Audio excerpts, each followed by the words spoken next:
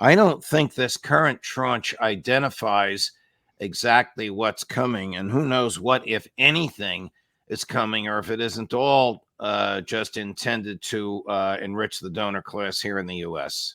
Well, let's keep something else in mind, too, Judge.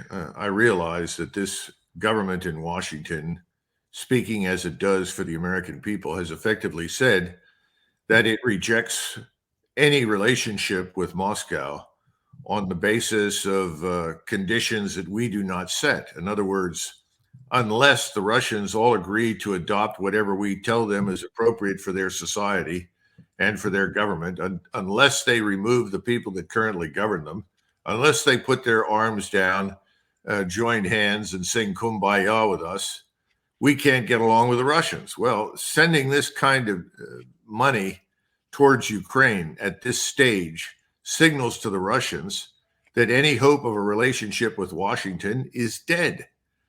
And that's why Foreign Minister Lavrov, within the last 48 hours, was interviewed and asked what would happen if there were negotiations and whether or not Moscow was still receptive to negotiations. And he said, yes, we will be receptive to negotiations. But keep in mind two things. First of all, just because we negotiate, we will not stop fighting.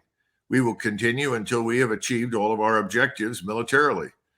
And then secondly, and very importantly, we are not going to cease hostilities for even a brief period of time because we know that we are going to hold what we've won. Effectively, the facts on the ground have changed, and we are no longer willing to talk about trades in what kind of territory we're willing to surrender to you in order to have peace. Right.